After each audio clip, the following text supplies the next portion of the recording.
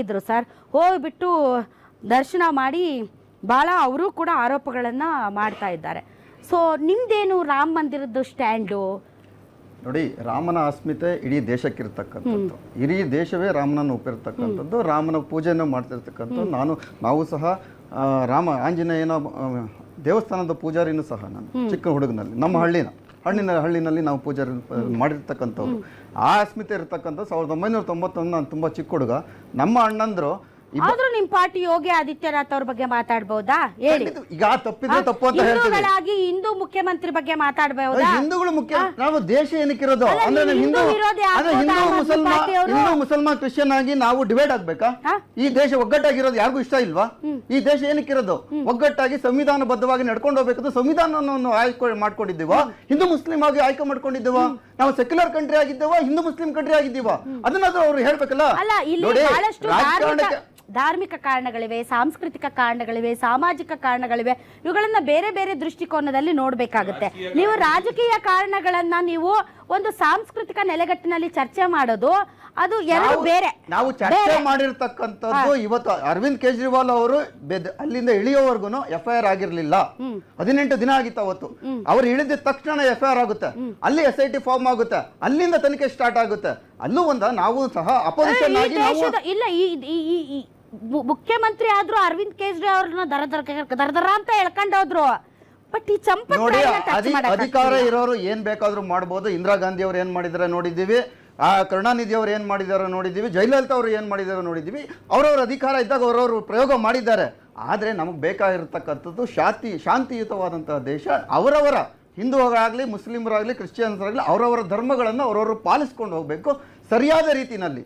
ನೋಡಿ, ಚಂಪತ್ ರಾಯ್ ಅವ್ರನ್ನ ಇದುವರೆಗೂ ನೀವು ಬಂಧಿಸಿಲ್ಲ ಅಂದ್ರೆ ಏನು ಅಷ್ಟು ಪ್ರಭಾವಿನ? ಈಗ ಒಂದು ವಿಷಯ ಬರ್ತಾ ಇದೆ ಏನಂದ್ರೆ, ಅವರು ಪ್ರಧಾನಮಂತ್ರಿ ಆಫೀಸಿಂದ ಇದರ ಬಗ್ಗೆ ವಿವರ ಕೇಳಿದ್ರೆ ಡಿನೈ ಮಾಡ್ತಾರೆ. ಅಂದ್ರೆ ನಾನು ಕೊಡೋದಿಲ್ಲ ಅಂತ ಹೇಳಿಕೆ ಕೊಟ್ಟಿದ್ದಾರೆ, ಕೊಡೋದಿಲ್ಲ ಅಂತ ಪತ್ರನೇ ಕಳಿಸಿದ್ದಾರೆ. ಅಂದ್ರೆ ಅಷ್ಟು ಪ್ರಧಾನಮಂತ್ರಿಗಳಿಗಿಂತ ಅಷ್ಟು ಪ್ರಭಾವಿ ಆದ್ರೆ ಚಂಪತ್ ರಾಯ್ ಅವರು. ಈಗ ಒಂದು 5 ವರ್ಷದಲ್ಲಿ ದೇಣಿಗೆ ದುಡ್ಡೇ ಕಣ್ಮರೆ ಆಗಿದೆ. ಇನ್ನು 10 ವರ್ಷ ಆದ್ರೆ ರಾಮ ಮೂರ್ತಿನ ಕಣ್ಮರೆ ಆಗುತ್ತೆ. ಯಾರು ಸರ್? ಅಲ್ಲಿರೋದು ಶ್ರೀರಾಮಚಂದ್ರ.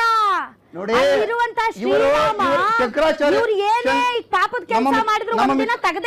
ನಮ್ಮ ಮಿತ್ರರು ಹೇಳಿದ್ರು, ಕಾಂಗ್ರೆಸ್ ಅವರು ವಕ್ತಾರರು ಹೇಳಿದ್ರು, ಇವರು ಶಂಕರಾಚಾರ್ಯ ಅವರು ಏನ್ ಹೇಳಿದ್ದಾರೆ ಅಂತ ಅವರು ಡೀಟೇಲ್ ಆಗಿ ಹೇಳಲಿಲ್ಲ.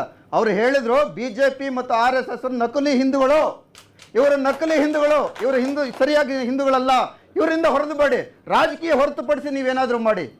ಎಲ್ಲರೂ ಸಹ ರಾಮನ ಒಂದು ಭೂಮಿಗೋಸ್ಕರ ಹೋರಾಟ ಮಾಡಿರ್ತಕ್ಕಂಥವ್ರೆ. ನನ್ನ ಅಣ್ಣಂದಿರು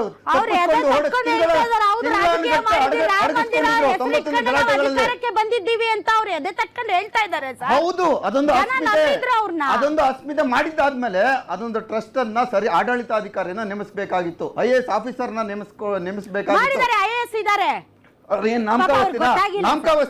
ಅವ್ರು ಗೊತ್ತಾಗಿಲ್ಲ ಸರ್, ಕಳ್ತನ ನಡಿಬೇಕಾದ್ರೆ ಮಲ್ಕೊಂಡಿದ್ರಂತೆ ಅವರು. ಚಳಿ ನೋಡಿ, RSS ನ GM ಹೆಗಡೆ ಅವರು ಹೇಳ್ತಾರೆ, ರಾಮ ಮಂದಿರ ದೇಡಿಗೆ ಕಳ್ಳರು ಇವರು ಆಧುನಿಕ ಗಜನಿ ಮೊಹಮ್ಮದ್ ಅವರು ಅಂತ ಹೇಳ್ತಾರೆ.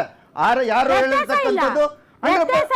ಪರಕೀಯರು, ಇವರು ನಮ್ಮವರು. GM ಹೆಗಡೆ ಅವರು ಹೇಳಿರ್ತಕ್ಕಂಥದ್ದು. ಬಂದು ಲೂಟಿ ಮಾಡಿದ್ರು, ಇವರು ಒಳಗಡೆನೆ ರಾಮ ಮಂದಿರ. ಅಲ್ಲ ರೀ, ಪವಿತ್ರವಾಗಿ ನಾವು ಕಾಣಿಕೆ ಕೊಡಬೇಕಾದ್ರೆ ಕಣ್ಣಿಗೆ ಅದ್ದಿ ಕೊಡ್ತೀವಿ. ಇವ್ರು ಕೊಟ್ಟರ ಕಾಣಿಕೆನ ಟಾಯ್ಲೆಟ್ ಅಲ್ಲಿ ಇಡ್ತಿದ್ರಂತೆ. ಅಯ್ಯೋ ನೋಡಿ, ಅದ್ರ ವಿಷಯ ಕೇಳಿದ್ರೆ ಅಸಹ್ಯ ಅನ್ಸ್ಬೇಕು. ಟಾಯ್ಲೆಟ್ ಅಲ್ಲಿ ಮುಚ್ಚಿಡ್ತಿದ್ರಂತಲ್ಲ ರೀ ನಮ್ಮ ಕಾಣಿಕೆಗೆ. ಅದು ಕಾಣಿಕೆ ಅಲ್ಲ, ಅದು ನಮ್ಮ ಭಕ್ತಿ. ಹೊಸದೊಂದು ಎಷ್ಟು ಜನರ ಅರಿಕೆ, ಒಂದ್ ನಿಮಿಷ ಸರ್, ಎಷ್ಟು ಜನರ ಅರಿಕೆ ಇರುತ್ತೆ ಗೊತ್ತಾ? ಒಂದು ತಾಯಿ ತನ್ನ ಕುಟುಂಬ ಚೆನ್ನಾಗಿರ್ಲಿ ಅಂತ ಕಾಣಿಕೆ ಹಾಕಿರುತ್ತೆ.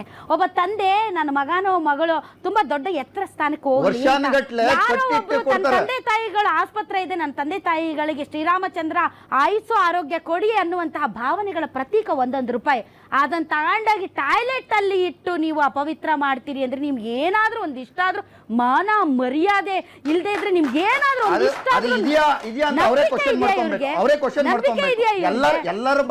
ಪಾಪಿಗಳನ್ನ ತಗೊಂಡಾಗ ಟ್ರಸ್ಟ್ ಅಲ್ಲಿ ಇಟ್ರಲ್ರಿ ನೀವು.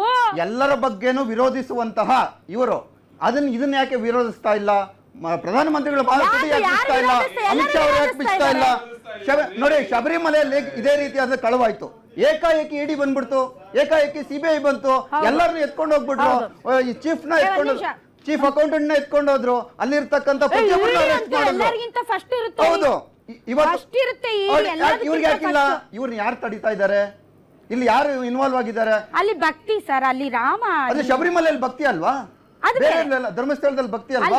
ಬೇರೆ ಭಕ್ತಿ ಅಲ್ವಾ? ಅಲ್ಲಿ ಬಿಜೆಪಿ ಇಲ್ಲ ನೋಡಿ. ಇವತ್ತೊಂದು ಹೊಸ ವಿಷಯ ಏನಂದ್ರೆ, ಇವತ್ತು ಬಂದಿರತಕ್ಕಂಥದ್ದು ಅವಿನಾಶ್ ಶುಕ್ಲಾ ಅಂತ ಆರೋಪಿಯನ್ನು ಸಿಕ್ಕಾಕೊಂಡಿದ್ದಾನೆ. ಇವನು ಸಮಯ ನಿಗದಿಗಾಗಿ ಸಹ ದುಡ್ಡನ್ನು ಕದ್ದಿದ್ದಾನೆ, ಎಲ್ಲರ ಹತ್ರ ವಸೂಲಿ ಮಾಡಿದ್ದಾನೆ. ಸಮಯ ನಿಗದಿ ಅಪಾಯಿಂಟ್ಮೆಂಟ್ಸ್ಗೆ, ರಾಮ ಮಂದಿರದ ಅಪಾಯಿಂಟ್ಮೆಂಟ್ಸ್ಗೆ ಅದು ಎಷ್ಟು ಕಮ್ಮಿ ಅವರಲ್ಲ ನೀವು. ಶಶಿಧರ್ ಅವ್ರೆ, ನೀವೇನ್ ಹೇಳ್ತೀರಿ ರೀ? ಮೋದಿ ಅವರ ಡಿಜಿಟಲ್ ಇಂಡಿಯಾನ ದುಡ್ಡು ಪೀಕೋದಕ್ಕೆ QR ಕೋಡ್ ಹಾಕಿ ದುಡ್ಡು ಕೊಡ್ದಿದ್ದಾರೆ ರೀ. ಇವ್ರೇನು ಕಳ್ರ